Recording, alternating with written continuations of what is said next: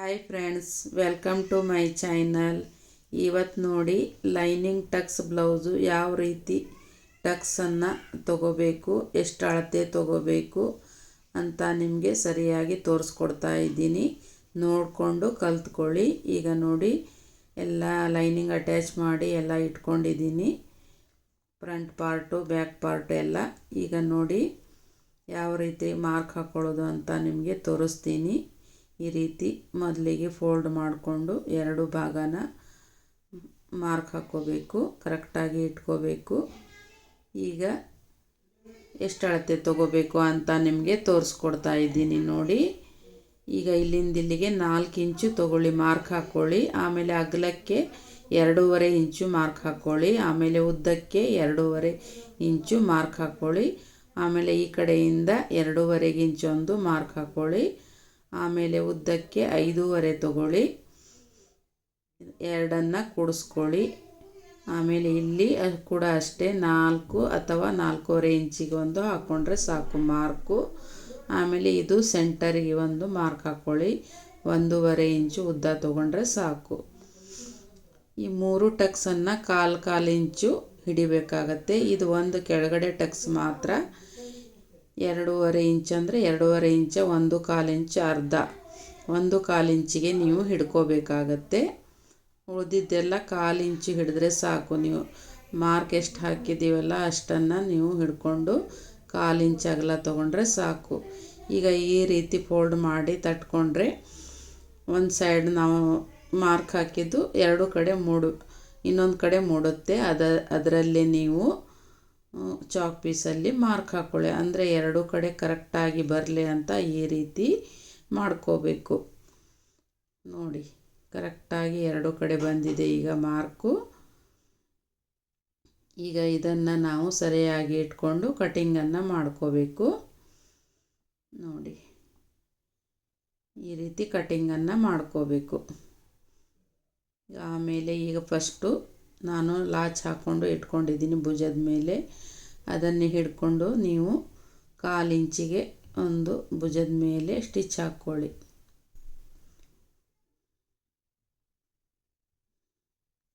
ಇನ್ನೊಂದು ವಿಡಿಯೋದಲ್ಲಿ ನಾನು ಪೂರ್ತಿ ಬ್ಲೌಸ್ ಸ್ಟಿಚ್ ಮಾಡೋದನ್ನು ಕೊಟ್ಟಿದ್ದೀನಿ, ನೀವು ನೋಡ್ಕೊಳ್ಳಿ ಬೇಕಾದರೆ. ಇದರಲ್ಲಿ ನಾನು ಇದು ಮುಂದಿನ ಭಾಗ ಸ್ಟಿಚ್ ಮಾಡೋದಷ್ಟೇ ತೋರಿಸ್ತಾ ಇದ್ದೀನಿ. ಯಾವ ರೀತಿ ಸ್ಟಿಚ್ ಮಾಡಬೇಕು, ಎಷ್ಟು ಅಳತೆ ತೊಗೋಬೇಕು ಅನ್ನೋದನ್ನು ಇಷ್ಟೇ ನಾನು ತೋರಿಸಿದ್ದೀನಿ. ಪೂರ್ತಿ ನಿಮಗೆ ವಿಡಿಯೋ ಬೇಕಂದರೆ ಹಿಂದಿನ ವಿಡಿಯೋದಲ್ಲಿದೆ ನೋಡಿ. ಈಗ ನೋಡಿ 2 ಭುಜ ಸ್ಟಿಚ್ ಆಯಿತು. ಈಗ ಟಕ್ಸನ್ನು ಸ್ಟಿಚ್ ಮಾಡ್ಕೊಳ್ಳೋಣ. ನೋಡಿ 1/4 ಇಂಚು ಅಗಲ ಈ ಕಡೆ ಸ್ಟಿಚ್ ಮಾಡುವಾಗ 1/4 ಇಂಚು ಬರಬೇಕು, ಉದ್ದಕ್ಕೆ 2.5 ಇಂಚು ಬರಬೇಕು. ನೋಡಿ ಡಬಲ್ ಸ್ಟಿಚ್ ಹಾಕ್ಕೊಳ್ಳಿ. ದಾರ ಕಟ್ಟಾಗಿದೆ.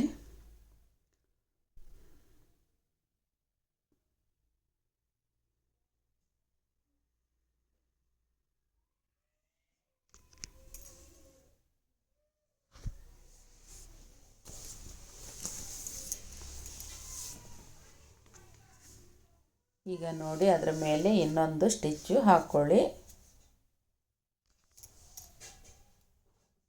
ಆಮೇಲೆ ಇನ್ನೊಂದು ಭಾಗದ ಟಕ್ಸ್ ನೋಡಿ 1/4 ಇಂಚು ಅಗಲ. ಮತ್ತೆ ಹೇಳ್ತಾ ಇದ್ದೀನಿ ನಿಮಗೆ ಅರ್ಥ ಆಗಲಿಲ್ಲ ಅಂದರೆ, ಉದ್ದಕ್ಕೆ 2.5 ಇಂಚು, ಅದರ ಮೇಲೆ ಇನ್ನೊಂದು ಸ್ಟಿಚ್ಚನ್ನು ಹಾಕ್ಕೊಳ್ಳಿ.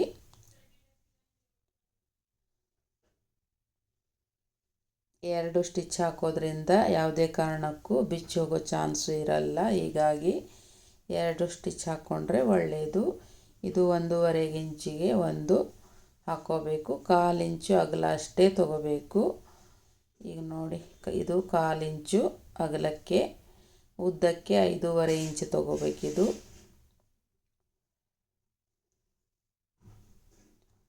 ನೋಡಿ ಈ ರೀತಿ ಎಲ್ಲ ಟಕ್ಸನ್ನು ನೀವು ಹಾಕ್ಕೊಳ್ಳಿ. ಇದು ಕೂಡ ಅಷ್ಟೇ.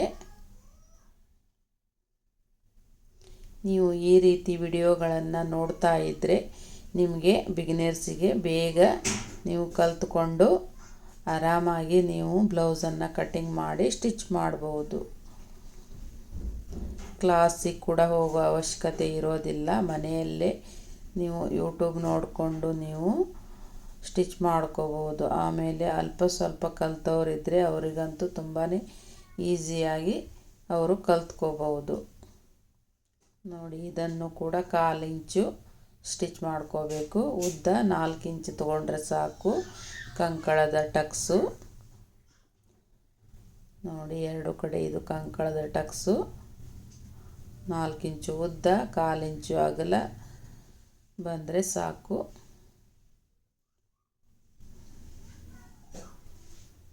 ನೋಡಿ, ಇನ್ನೊಂದು ಹೊಲಿಗೆನ ಸ್ಟಿಚ್ಚನ್ನು ಹಾಕ್ಕೋಬೇಕು. ನಾನು ಮಾತಾಡುವಾಗ ಏನಾದರೂ ತಪ್ಪಾಗಿದ್ದರೆ ಕ್ಷಮಿಸಿ. ನೋಡಿ, ಇದು ಕೂಡ 1/4 ಇಂಚಿಗೆ ಒಂದು, ಆಮೇಲೆ ಉದ್ದಕ್ಕೆ 1.5 ಇಂಚು.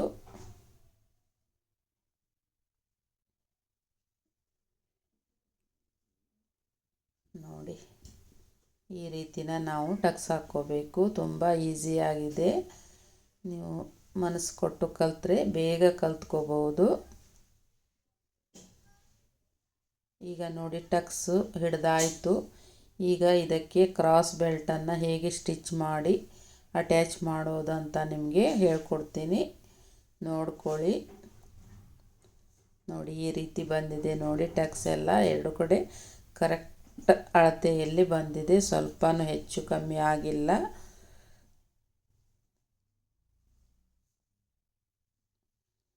ಈಗ ಕ್ರಾಸ್ ಬೆಲ್ಟು ಹೇಗೆ ಸ್ಟಿಚ್ ಮಾಡೋದು ಅಂತ ತಿಳ್ಕೊಳ್ಳೋಣ. ಎಲ್ಲನೂ ನಾನು ಕಟಿಂಗ್ ಮಾಡಿ ಇಟ್ಕೊಂಡಿದ್ದೀನಿ. ಇನ್ನೊಂದು ಸಲ ನಿಮಗೆ ಕಟಿಂಗ್ ವಿಡಿಯೋ ಹಾಕ್ತೀನಿ, ಅದನ್ನು ಕೂಡ ನೋಡ್ಕೊಳ್ಳಿ ಯಾವ ರೀತಿ ಕಟಿಂಗ್ ಮಾಡಬೇಕು ಅಂತ. ಈಗ ನೋಡಿ, ಲೈನಿಂಗ್ ಬಟ್ಟೆನ ನಾನು ಡಬಲ್ ತೊಗೊಂಡಿದ್ದೀನಿ. ಇದು ಮೇನ್ ಫ್ಯಾಬ್ರಿಕ್ಕು. ಒಂದು ಲೈನಿಂಗ್ ಬಟ್ಟೆ ಒಂದು ಕಡೆ, ಆಮೇಲೆ ಒಳಗಡೆ ಡಬಲ್ ಬಟ್ಟೆನ ತೊಗೊಂಡಿದ್ದೀನಿ ಲೈನಿಂಗು. ಅದು ಕೂಡ 2 ಕಡೆ ಡಬಲ್ ಇದ್ದರೆ ಚೆನ್ನಾಗಿರುತ್ತೆ ಅಂತ ಹೇಳಿ. ಒಂದೇ ಪದರ ಆದರೆ ತುಂಬ ತೆಳ್ಳಗಿರುತ್ತೆ ಲೈನಿಂಗು, ಹೀಗಾಗಿ ಡಬಲನ್ನು ಇಟ್ಕೊಂಡಿದ್ದೀನಿ. ನೋಡಿ, ಈ ರೀತಿ ಇಟ್ಕೋಬೇಕು ಫಸ್ಟಿಗೆ. ಇಲ್ಲಾಂದರೆ ಒಂದೊಂದು ಸಲ ಉಲ್ಟಾ ಹೊಲಿದು ಬಿಡ್ತೀವಿ ನಾವು. ಆ ಕಾರಣಕ್ಕೆ ನಾವು ಈ ರೀತಿ ಇಟ್ಕೊಂಡೇ ನಾವು ಸ್ಟಿಚ್ ಮಾಡಬೇಕು. ಯಾವುದೇ ಕಾರಣಕ್ಕೂ ಉಲ್ಟಾ ಬರಲ್ಲ ಈ ರೀತಿ ಇಟ್ಕೊಂಡು ಮಾಡೋದ್ರಿಂದ. ಇಲ್ಲಾಂದರೆ ಒಂದೇ ಥರ 2 ಕ್ರಾಸ್ ಬೆಲ್ಟ್ ಹೊಲಿದು ಆಮೇಲೆ ಉಲ್ಟಾ ಆಗಿ ಮತ್ತೆ ಬಿಚ್ಕೊಂಡು ಮತ್ತೆ ಮಾಡಬೇಕಾಗತ್ತೆ. ಸಮಯನೂ ವ್ಯರ್ಥ ಮತ್ತು ಫಿನಿಶಿಂಗು ಹಾಳಾಗತ್ತೆ ಈ ರೀತಿ ಮಾಡೋದ್ರಿಂದ. ಮತ್ತು ನಮಗೂ ಕಿರಿಕಿರಿ ಆಗಿಬಿಡುತ್ತೆ. ಹಿಂಗೆ ಬಿಚ್ಚೋದು ಹಚ್ಚೋದು ಮಾಡ್ತಾಯಿದ್ರೆ ನಮಗೂ ತುಂಬ ಕಿರಿಕಿರಿ ಆಗಿಬಿಡುತ್ತೆ. ಆ ರೀತಿ ಮಾಡೋದಕ್ಕೆ ಹೋಗಬೇಡಿ. ಮೊದಲಿಗೆ ನಾವು ಕರೆಕ್ಟಾಗಿ ಇಟ್ಕೊಂಡು ಯಾವ ರೀತಿ ಸ್ಟಿಚ್ ಮಾಡಬೇಕಂತ ತಿಳ್ಕೊಂಡು ಸ್ಟಿಚ್ ಮಾಡ್ಕೊಳ್ಳಿ. ಈಗ ನೋಡಿ, ಅದರ ಮೇಲ್ಗಡೆನೇ ಇನ್ನೊಂದು ಸ್ಟಿಚ್ಚನ್ನು ಹಾಕ್ಕೋಬೇಕು.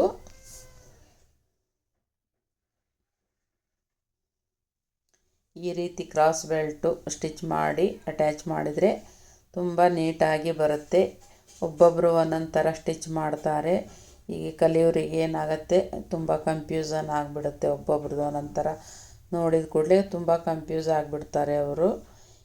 ಒಂದನ್ನೇ ನಿಮಗೆ ಯಾವುದು ಇಷ್ಟ ಆಗುತ್ತೆ ಆ ಥರ ನೀವು ಒಂದನ್ನೇ ನೋಡಿ ಕಲ್ತ್ಕೊಳ್ಳಿ. ಈ ಥರ ಹಚ್ಚೋದ್ರಿಂದ ನೀಟಾಗಿ ಬರುತ್ತೆ. ಎಲ್ಲೂ ಕೂಡ ಏನು ಆಗಲ್ಲ, ಫಿನಿಶಿಂಗು ಚೆನ್ನಾಗಿ ಬರುತ್ತೆ ಈ ರೀತಿ ಹಚ್ಚೋದ್ರಿಂದ.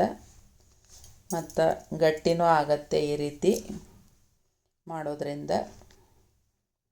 ಈಗ ನೋಡಿ, ಕ್ರಾಸ್ ಬೆಲ್ಟು ಸ್ಟಿಚಿಂಗ್ ಆಯಿತು. ಎಕ್ಸ್ಟ್ರಾ ಬಂದಿರೋ ಬಟ್ಟೆನ ಕಟ್ ಮಾಡ್ಕೊಳ್ಳೋಣ.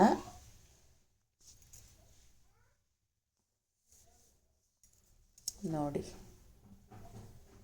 ಯಾವುದೇ ಕಲಿಯೋದಾಗಲಿ ನಾವು ನೋಡಿಕೊಂಡಾಗ ನಮಗೆ ಬೇಗ ಐಡಿಯಾ ಬರುತ್ತೆ ಮತ್ತು ಬೇಗ ನಾವು ಕಲಿಬೋದು. ನೋಡಿ, ಈ ರೀತಿ ಕ್ರಾಸ್ ಬೆಲ್ಟು ಸ್ಟಿಚಿಂಗ್ ಆಯಿತು ನೋಡಿ. ಈಗ ಅದನ್ನು ಫ್ರಂಟ್ ಪಾರ್ಟಿಗೆ ಹೇಗೆ ಅಟ್ಯಾಚ್ ಮಾಡೋದು ಅಂತ ನೋಡೋಣ ಬನ್ನಿ.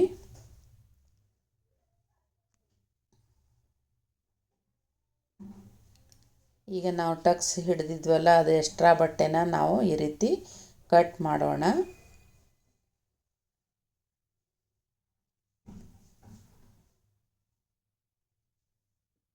ಈ ರೀತಿ ನಾವು ಹಚ್ಕೋಬೇಕಾಗತ್ತೆ. ಫ್ರಂಟ್ ಯಾವುದು ಬ್ಯಾಕ್ ಯಾವುದು ಅಂತ ನೋಡಿಕೊಂಡು ಹಚ್ಕೋಬೇಕಾಗತ್ತೆ.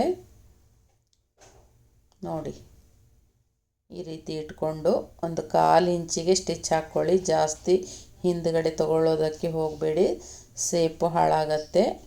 ಮತ್ತು 3 ಪದರು ನೀವು ಕರೆಕ್ಟಾಗಿ ಹಿಡ್ಕೊಂಡು ಸ್ಟಿಚ್ ಮಾಡಬೇಕು. ಮತ್ತು ಒಂದು ಪದರ ಬಿಟ್ಟರು ನಿಮಗೆ ಎಲ್ಲ ಕೆಟ್ಟ ಹೋಗುತ್ತೆ ಬ್ಲೌಸು. ಮತ್ತೆ ಬಿಚ್ಚೋದು ಮತ್ತು ಮಾಡೋದು ಈ ಥರ ಆಗುತ್ತೆ. ಆ ಥರ ಮಾಡ್ಕೋಬೇಡಿ. 3 ಪದರನ್ನು ಸರಿಯಾಗಿ ಜೋಡಿಸ್ಕೊಂಡು ಹಿಡ್ಕೊಂಡು ಸ್ಟಿಚ್ ಮಾಡ್ಕೊಳ್ಳಿ. ಮೊದಲಿಗೆ ಎಲ್ಲರಿಗೂ ಹಾಗೆ ಆಗುತ್ತೆ, ಕನ್ಫ್ಯೂಷನ್ ತುಂಬ ಆಗುತ್ತೆ. ಆಮೇಲೆ ಸ್ಟಿಚ್ ಮಾಡ್ತಾ ಎಲ್ಲನೂ ಸರಿ ಹೋಗುತ್ತೆ. ಯಾವುದೇ ಆಗಲಿ ಕಲಿಯುವಾಗ ತುಂಬಾ ಕಷ್ಟಪಡ್ತೀವಿ. ಆಮೇಲೆ ಎಲ್ಲನೂ ಕರೆಕ್ಟಾಗಿ ಬರುತ್ತೆ ನೋಡಿ. ನಾವು ಕಲಿಯುವಾಗ ಕೂಡ ನಾವು ತುಂಬಾ ಕೆಡಿಸಿದ್ದೀವಿ, ಎಲ್ಲ ಮಾಡಿದ್ದೀವಿ. ಆಮೇಲೆ ಎಲ್ಲನೂ ಹೊಲಿತಾ ಪರ್ಫೆಕ್ಟ್ ಆಗುತ್ತೆ. ಈಗ ನೋಡಿ, ಇನ್ನೊಂದು ಸ್ಟಿಚ್ಚನ್ನು ಹಾಕ್ಕೊಳ್ಳಿ. ನೋಡಿ, ಯಾವುದೇ ಪಾರ್ಟ್ ಸ್ಟಿಚ್ ಮಾಡಿದರೂ ಡಬಲ್ ಹೊಲಿಗೆನ ಹಾಕ್ಕೊಳ್ಳಿ, ಅಂದರೆ ಬ್ಲೌಸು ಗಟ್ಟಿಯಾಗುತ್ತೆ. ಆಮೇಲೆ ಯಾವುದೇ ಕಾರಣಕ್ಕೂ ಸ್ಟಿಚ್ ಬಿಚ್ಚೋಗೋ ಚಾನ್ಸ್ ಇರಲ್ಲ. ನೋಡಿ, ನಿಮಗೆ ಅರ್ಥ ಆಗಲಿ ಅಂತ ನಾನು ಎಲ್ಲನೂ ವಿವರಿಸಿ ಹೇಳ್ತಾ ಇದ್ದೀನಿ. ಈಗ ನೋಡಿ, ಫ್ರಂಟ್ ಪಾರ್ಟು ರೆಡಿ ಆಯಿತು. ನೋಡಿ, ರೆಡಿ ಅಂದರೆ ಕೂಡ ಈಗ ಕಾಜು ಪಟ್ಟಿ ಹಚ್ಚಬೇಕು. ಟಕ್ಸು ಮತ್ತು ಕ್ರಾಸ್ ಬೆಲ್ಟು ರೆಡಿ ಆಯಿತು. ಈಗ ಕಾಜು ಪಟ್ಟಿ ಯಾವ ರೀತಿ ಹಚ್ಕೋಬೇಕು ಅಂತ ನೋಡೋಣ.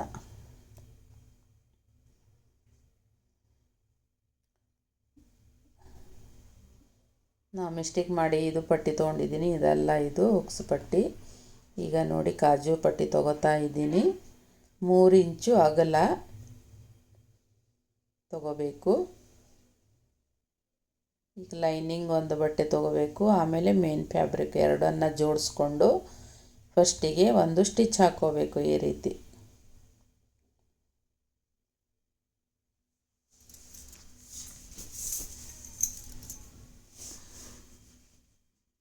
ಈಗ ಒಂದು ಸ್ವಲ್ಪ ಬಟ್ಟೆನ ಬಿಟ್ಕೋಬೇಕು. ಲೈನಿಂಗ್ ಏನು ಬಿಡೋ ಅವಶ್ಯಕತೆ ಇಲ್ಲ, ಕರೆಕ್ಟ್ ಅಳತೆಗೆ ತೊಗೊಳ್ಳಿ. ಯಾಕಂದರೆ ಎರಡು ಬಿಟ್ಕೊಂಡ್ರೆ ದಪ್ಪ ಆಗಿಬಿಡುತ್ತೆ. ಅದಕ್ಕೆ ಮೇನ್ ಫ್ಯಾಬ್ರಿಕ್ ಒಂದು ಎಕ್ಸ್ಟ್ರಾ ಬಿಟ್ಟರೆ ಸಾಕು.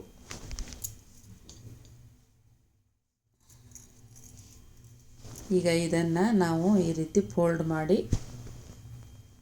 ಸ್ಟಿಚ್ ಮಾಡಬೇಕು.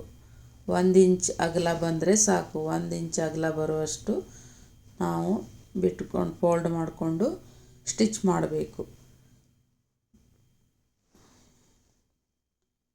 ಈ ರೀತಿ ಕರೆಕ್ಟಾಗಿ ಬಂದಿದೆ ಇಲ್ಲ ಅಂತ ನೋಡಿಕೊಂಡು ಸ್ಟಿಚ್ ಹಾಕ್ಕೊಳ್ಳಿ. ಕೆಳಗಡೆ ಸ್ಟಿಚ್ ಎಲ್ಲಿರುತ್ತೋ ಅಲ್ಲೇ ಸ್ಟಿಚ್, ಅದರ ಮೇಲೇ ಸ್ಟಿಚ್ ಬರಬೇಕು. ಅಂದರೆ ಕರೆಕ್ಟಾಗಿ ನೀಟಾಗಿ ಫಿನಿಶಿಂಗ್ ಬರುತ್ತೆ. ಅದರ ಪಕ್ಕದಲ್ಲಿಯೇ ಇನ್ನೊಂದು ಸ್ಟಿಚ್ಚನ್ನು ಹಾಕ್ಕೊಳ್ಳಿ.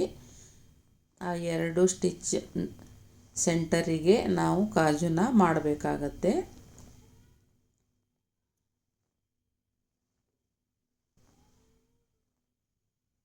ನೋಡಿ, ರೆಡಿ ಆಯಿತು ಈಗ ಕಾಜು ಪಟ್ಟಿ.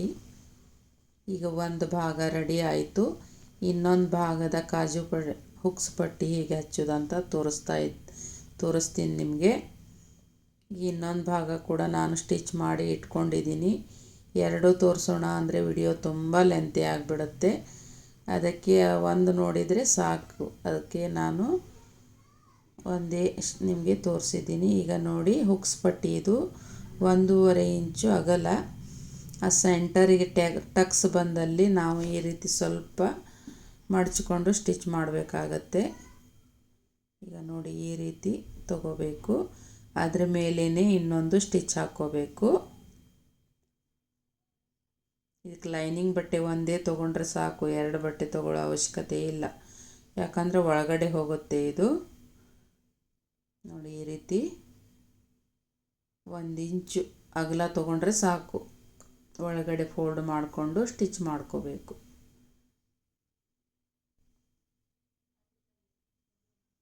ನೋಡಿ ಈ ರೀತಿ ಮಾಡ್ಕೋಬೇಕು.